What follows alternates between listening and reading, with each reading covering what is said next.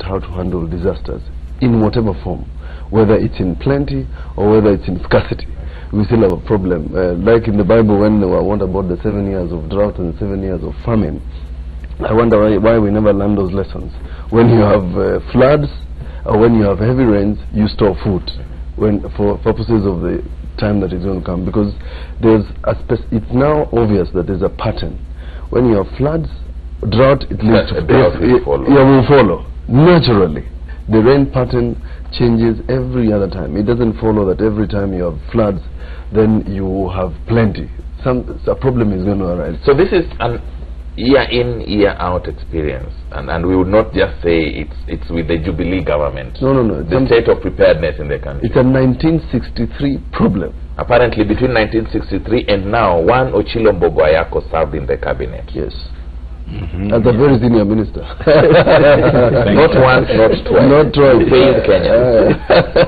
No, definitely not. But you see, there was a lot of hope when the Constitution was amended, or the Constitution was overhauled in 2010, and a new Constitution was put in place. Many Kenyans got excited and thought that life would change. But as you see, we are still an ad hoc economy. As you see, we are still a hand-to-mouth economy. And I believe these are some of the things that should come to fore in an electoral year. We are looking for leadership in this country. We are looking for changes.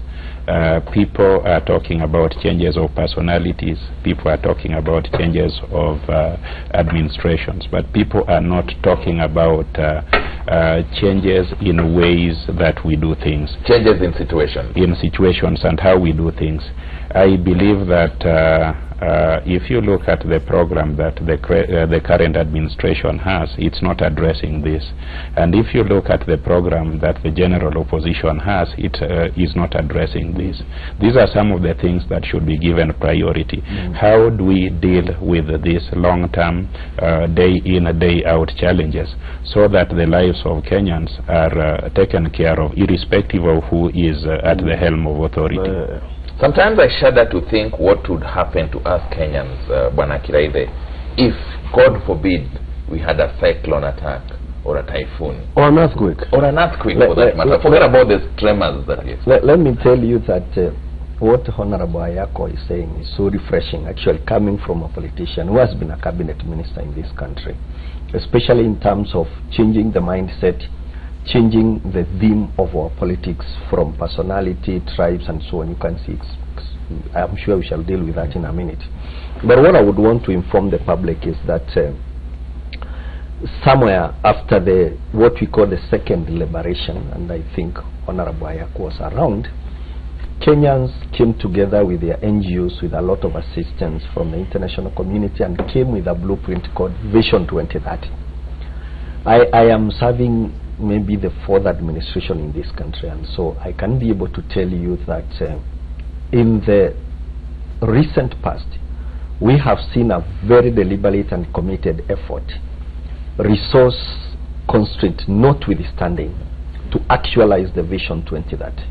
There is a national water management master plan which is actually being implemented very actively. I know it comes from the neighborhood of Thwake and others, Ndakaini and all that. We also have to move from that.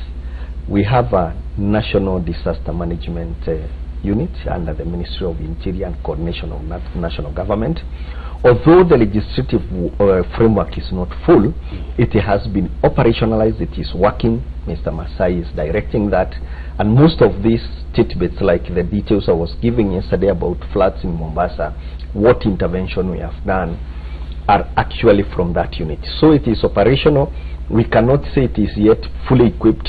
To have an effective disaster management unit requires a lot of investment in a situation where we have a lot of competing priorities. But I think my own experience is that we have actually moved a huge step forward. So you call it the National Disaster Management Unit, Yes. not the National Disaster Prevention unit. We are waiting for disaster to happen, then we go. Management includes planning, includes projecting, and it is in projecting that you see what to prevent. In fact, I have even quite often asked myself, are we waiting for people to die in Siaya, where 1,000 people have already been displaced, for the Masai's unit to move there? No, we are not waiting for that to happen. The county management structures, including the governors and all that, are supposed to be monitoring and to be able to ask for intervention in advance. So we can, admissibly, the system is not as effective countrywide as we would have wanted it to be, but let's appreciate we have taken the first step forward. At least it's something. I know Ayako and even Mheshimiwa will agree with me. It is actually a key step forward from where we are, because 5-6 years ago we had nothing.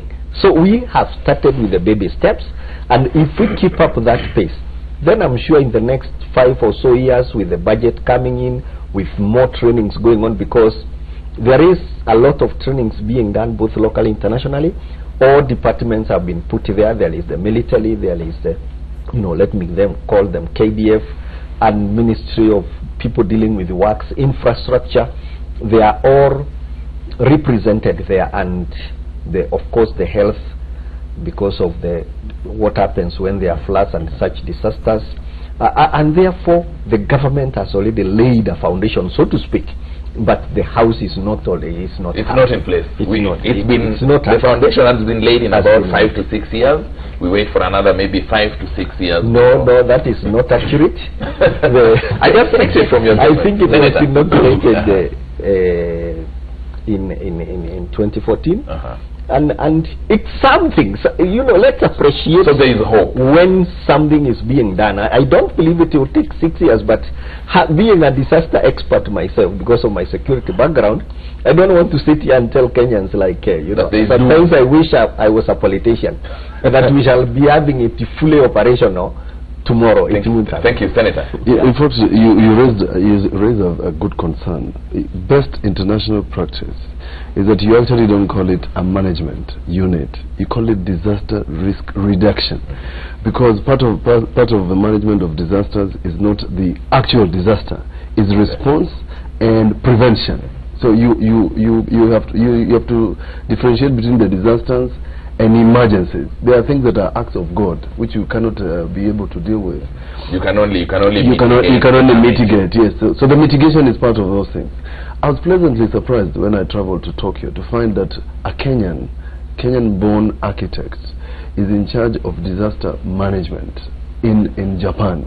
A young man who is an architect, so that even in their architecture of buildings, they have factored in that there could be earthquakes. And therefore, when I sat with him and introduced him to the team that is doing disaster management in the country, you could see that they're even slow to respond. But the most important thing, and that is what I raised, is that unless you have a policy and unless you have a legal framework, you have the problem that this gentleman will not say, because somebody might get a letter of dismissal in his office, because thank God at least he can't be dismissed. That's why he's not a politician, because there is yet another unit that operates from social programs that deals with food. The people who are distributing food are not the same persons who are in the office of at Arambe House. It's not the same unit. That is the problem you have. So that by the time you have a problem in Kilifi, somebody must write a memo to another one to say who is responsible for this. We saw that when we had women in Baringo. Even in Huruma, they spent about an hour arguing who was going to deal with the issue, and I have a report on this matter. So, way forward, I've said that this is not an issue that concerns either Jubilee or CORD. It's a national issue.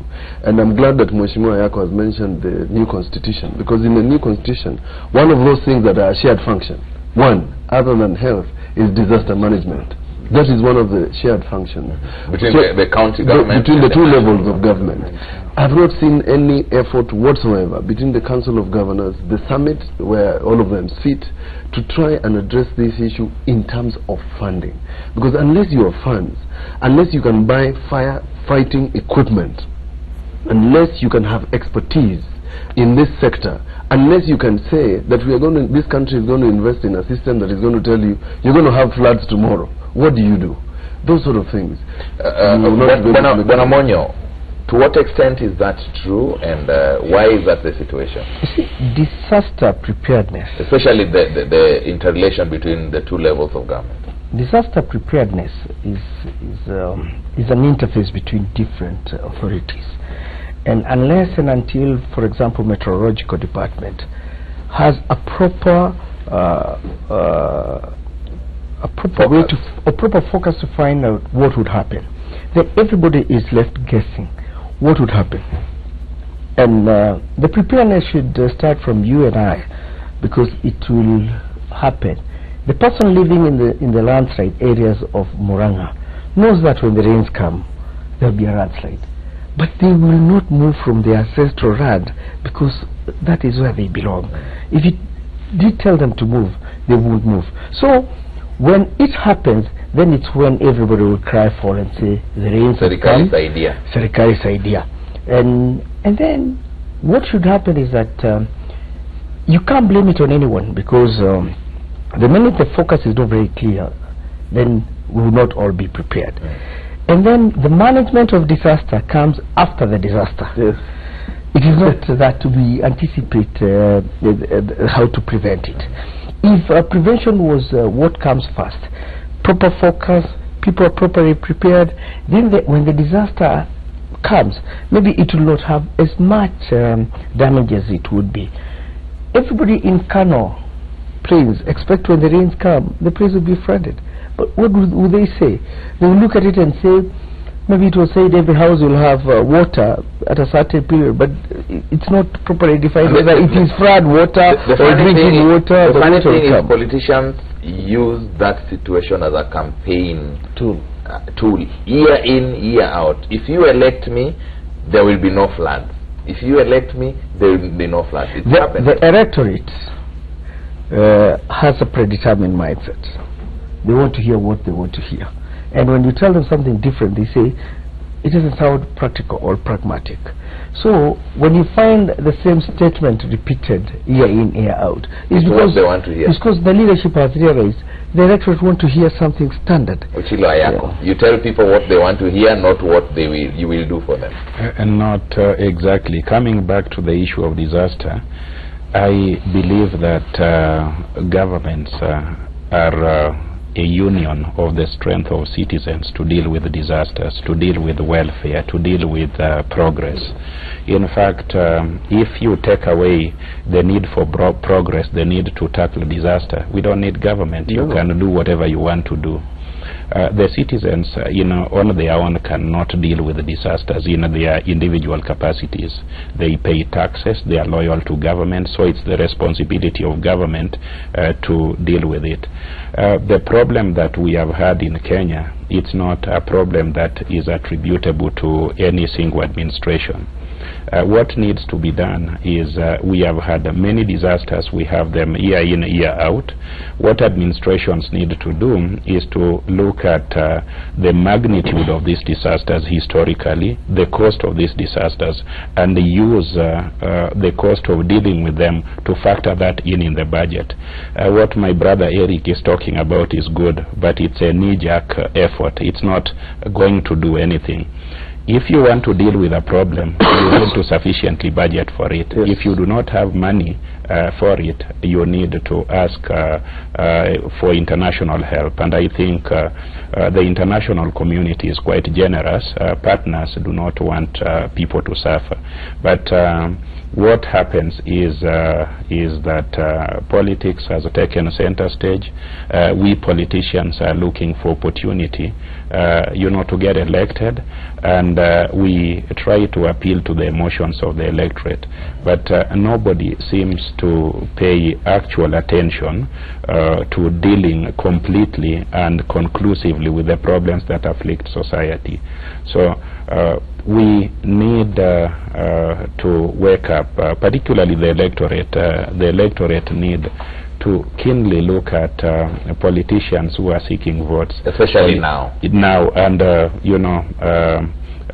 parties, leadership seeking vote, what is your long-term solution to these disasters that keep visiting the public? If you do not have that, I think the electorate should be watchful. Quite some insight from my panelists. It's an issue that we will delve in more as we go on with this news review segment. But for now, I want us to raise some hope, despite the fact that we have disasters. Some believe we are prepared enough, some believe we are not really prepared enough, but there is hope in some music. And so, Samawati Band, give us some music before we come back.